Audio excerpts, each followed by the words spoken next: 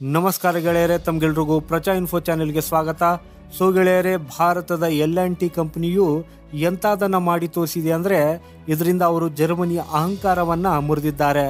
Finally ಭಾರತದ L&T ಎಲ್ಲಕ್ಕಿಂತ light weight, ಎಲ್ಲಕ್ಕಿಂತ ಫಾಸ್ಟೆಸ್ಟ್ ಮಿಲಿಟರಿ ಟ್ಯಾಂಕ್ ಅನ್ನ ಮಾಡಿ ರೆಡಿ ಮಾಡಿದೆ.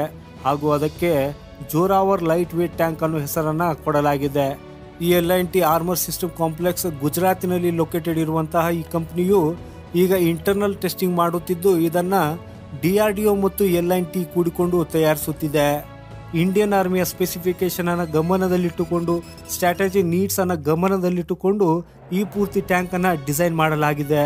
ಪೂರ್ತಿ ಜಗತ್ತಿನಲ್ಲೇ ಈ ರೀತಿಯ ಟ್ಯಾಂಕ್ಸ್ ಗಳನ್ನ ಡಿಸೈನ್ ನಿಂದ ಹಿಡಿದು ಡೆವಲಪ್ಮೆಂಟ್ ಮಾಡುವುದಕ್ಕಾಗಿ 3 ರಿಂದ 5 ವರ್ಷ ಸಮಯ ಬೇಕಾಗ್ತದೆ.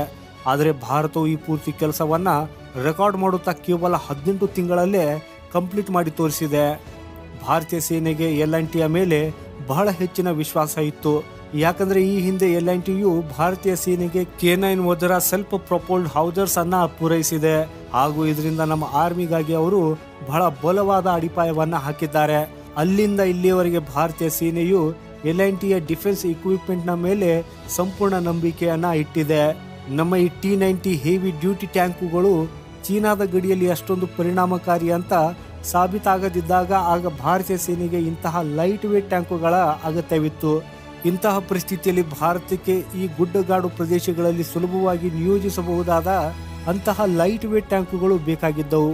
ಸೊ ಅದಕ್ಕಾಗಿ ನಾವು 350 ಲೈಟ್ ವೇಟ್ ಟ್ಯಾಂಕ್ಗಳ ಬೃಹತ್ ಆರ್ಡರ್ ಅನ್ನ ನೀಡಿದ್ದೇವೆ. ಇವುಗಳ ತೂಕವು 25 ಟನ್ಗಿಂತಲೂ ಕಡಿಮೆ ಇದೆ. ಹಾಗೂ ಗುಜರಾತ್ನ L&T ಫೆಸಿಲಿಟಿಯಲ್ಲಿ ಪೂರ್ಣ ಪ್ರಮಾಣದಲ್ಲಿ ಟೆಸ್ಟಿಂಗ್ ಆಗ ಇವುಗಳನ್ನು ಲಡಾಖ್ ಸೆಕ್ಟರ್ನ ಚೀನಾ ಬಾರ್ಡರ್ ಅಲ್ಲಿ ಡಿಪ್ಲಾಯ್ ಮಾಡಲಾಗುವುದು. ಒಂದು ಬಾರಿಗೆ ಇದರ ಇಂಟರ್ನಲ್ ಟೆಸ್ಟಿಂಗ್ ಆದ ನಂತರ ಆಗ ಇಂಡಿಯನ್ ಆರ್ಮಿಯು ತನ್ನ ಟೆಸ್ಟಿಂಗ್ ಅನ್ನ ಶುರು ಮಾಡಲಿದೆ.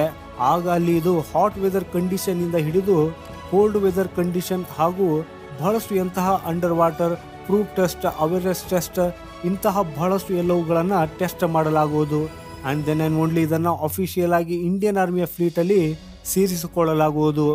ಸೊ ಇದರಿಂದ ನಿಜವಾಗಿಯೂ ನಮ್ಮ ಭಾರತದ ಈ ಶಕ್ತಿಯನ್ನ ಒಪ್ಪಿಕೊಳ್ಳಲೇಬೇಕು.